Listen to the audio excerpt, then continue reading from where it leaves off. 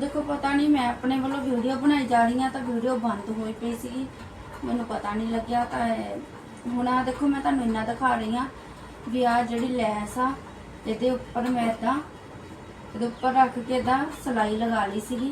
तो हुण इहनूं लैस नूं आपां इदां फोल्ड कर लेना वा, ठीक आ। ते इहनूं वधाउण वास्ते आ देखो लैस नूं इहदे उपर रख के एक होर इहनूं अटैच कर देना वा।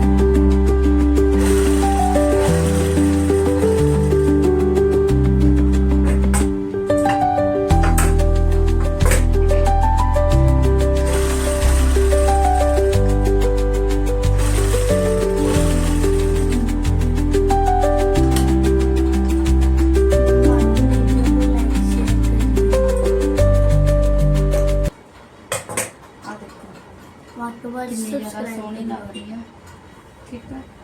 हुण अगे आपां रवे आपां नूं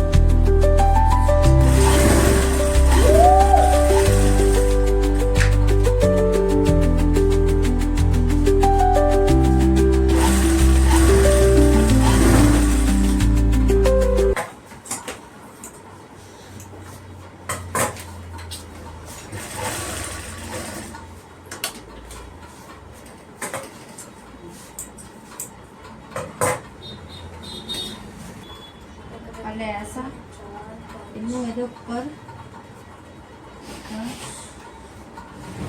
ਲਾ ਕੇ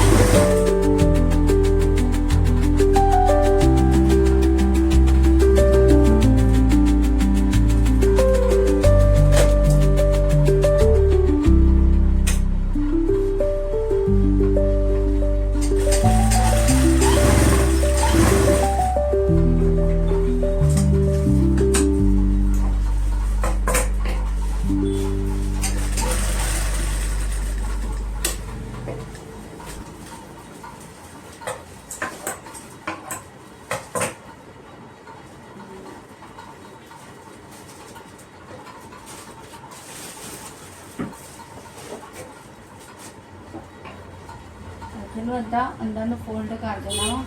ਫੋਲਡ ਕਰਕੇ ਏਦਾਂ ਲੈਸ ਨੂੰ ਬਾਹਰ ਕੱਢ ਲੈਣਾ ਵਾ ਤੇ ਇਹਦੇ ਉੱਪਰ ਸਿਲਾਈ ਲਗਾ ਲੈਣੀ ਆ।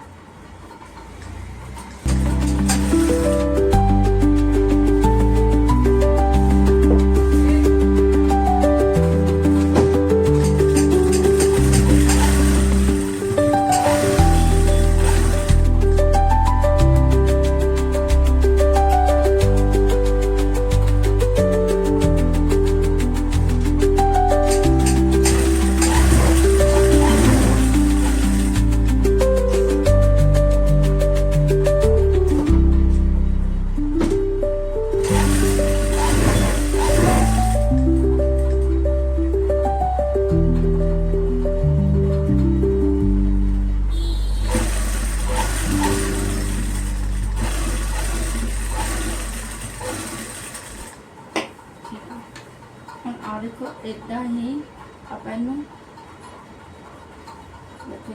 फोल्ड कर लेना वा अंदर नू। ठीक है, आ देखो ये अपनी जी घेरे की फिनिशिंग भी रहूगी। आ देखो इदा इनू अंदर फोल्ड करके ये उपर सिलाई लगा लेनी आ। ये अपनी जी घेरे की फिनिशिंग भी रहूगी तो तुरपाई भी नहीं करने की जरूरत पऊगी।